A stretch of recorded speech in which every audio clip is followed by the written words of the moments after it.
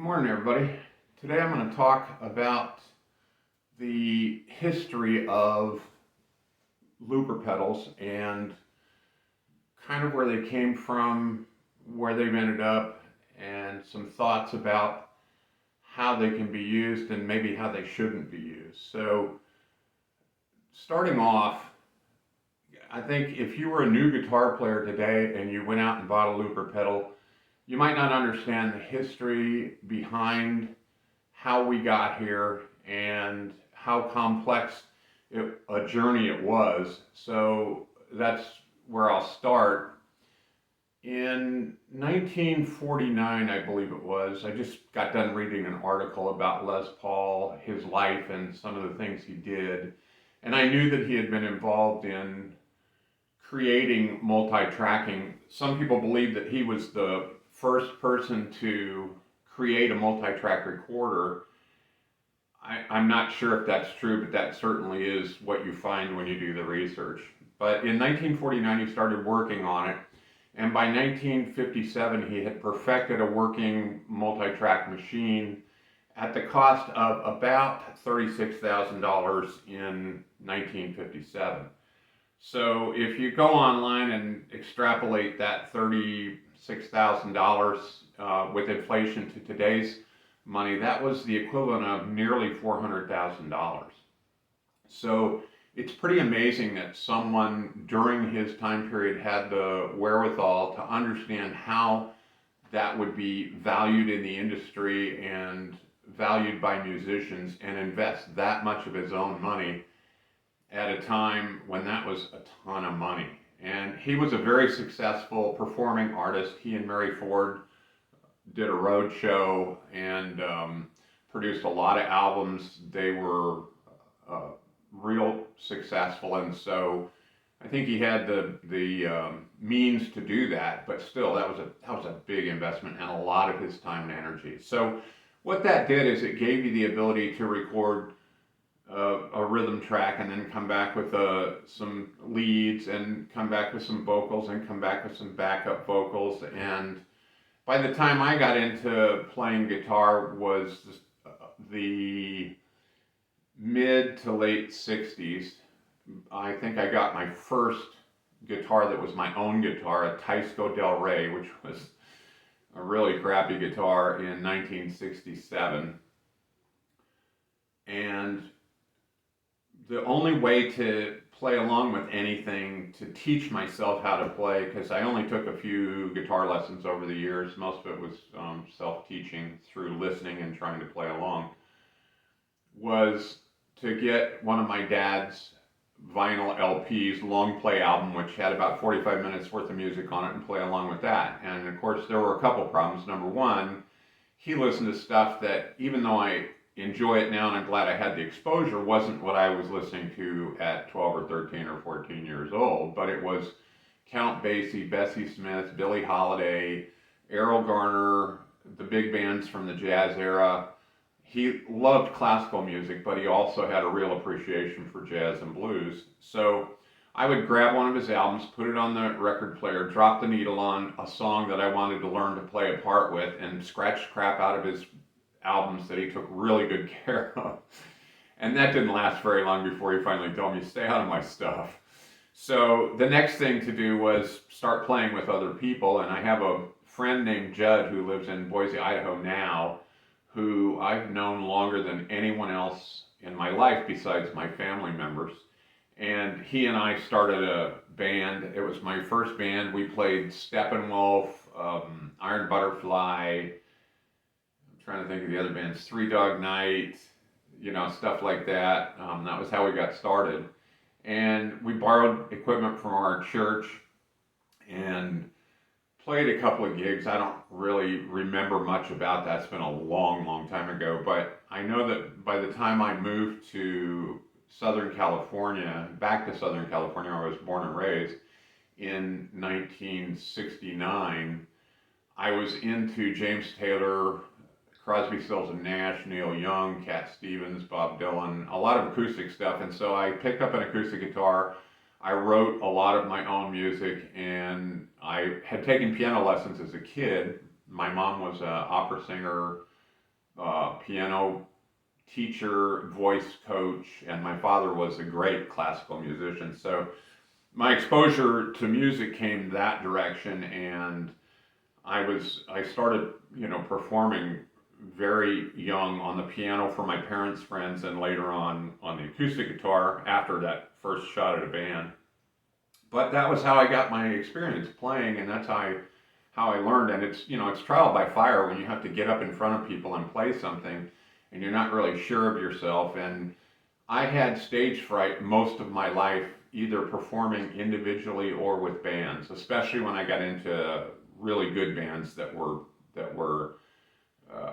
playing for large audiences and with other big name bands. So um, the next thing after being in a band and playing my stuff acoustically was and playing along with my dad's records was my dad I forget what year it was in the early 70s. TEAC came out with a reel-to-reel tape deck that had sound-on-sound capability, so you could play a reel and then come back and play on top of it. So you can only do 2 tracks, but for me, that was perfect. I wanted to practice doing accompaniments to the songs that I wrote and sung on my guitar, so I would sing and play my acoustic guitar and then come back and either add some vocals or add a harmonica or add some piano or do something like that. And having 2 tracks was amazing to me, because the technology that Les Paul had developed was out of the range of most people. It was, when you spend $400,000 to develop a technology, you're going to have to get that back somehow through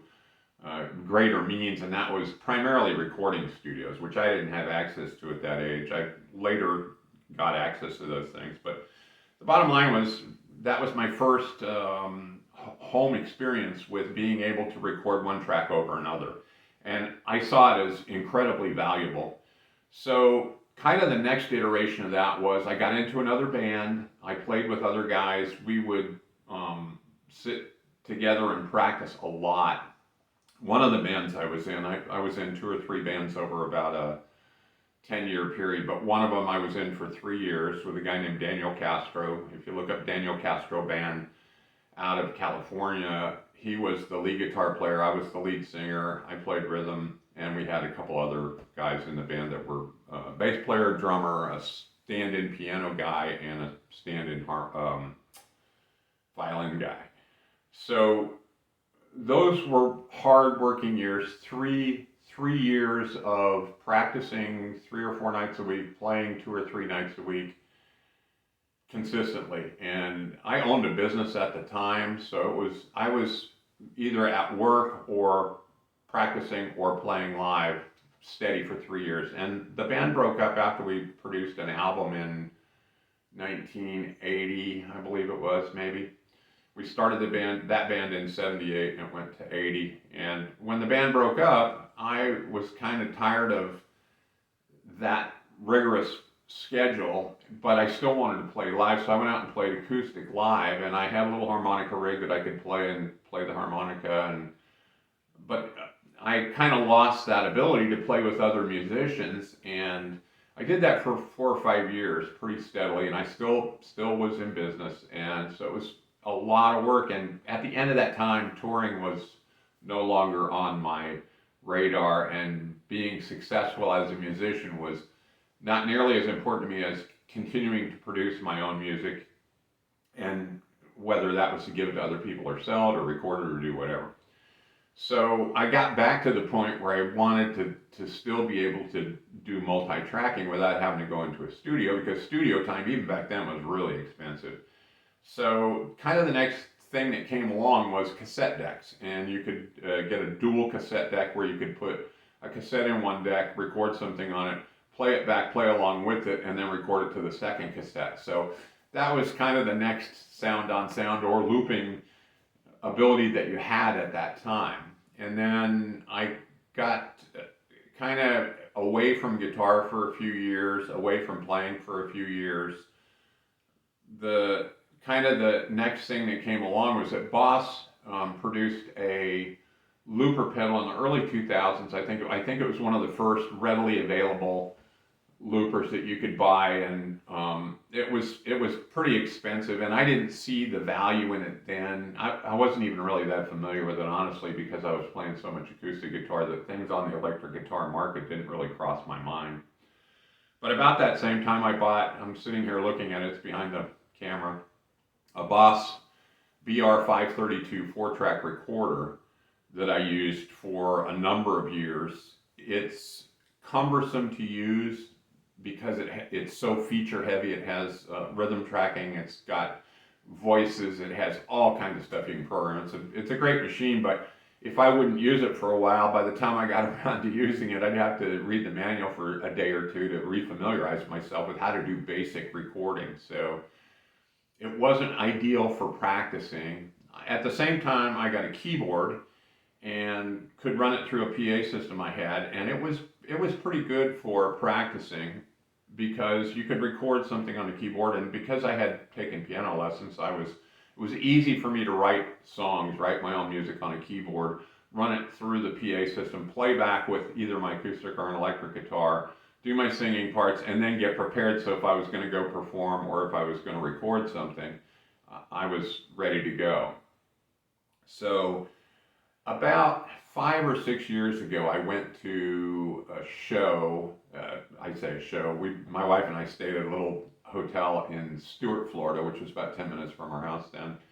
And below the hotel was a little tiki bar, and we went down to the tiki bar to have a couple drinks before we went to dinner, and a guy was playing, and he had a looper pedal that had a couple of effects on it, and he was seamless in how he performed, where if I didn't know what I was looking at, and I talked to a couple of people that we met in the bar, surrounding the table, just to get their feeling on how they thought about this guy. He was really good, and nobody knew that he was using a loop. That he would sing a verse, and he would be creating the loop for his acoustic guitar as he was singing and playing the first verse. Then he kicked it in, and he added the accompaniment to the next couple of verses. And when he ended the song, he was able to phase out of it. He had a cutout switch and a couple other little things that made it seamless. And I saw that, and I told my wife, I said, I think I need that. So after the show was over, I went up and talked to him. He showed me the pedal, showed me how he used it, and to this day, I've never been able to find it. It was a real simple 4-channel analog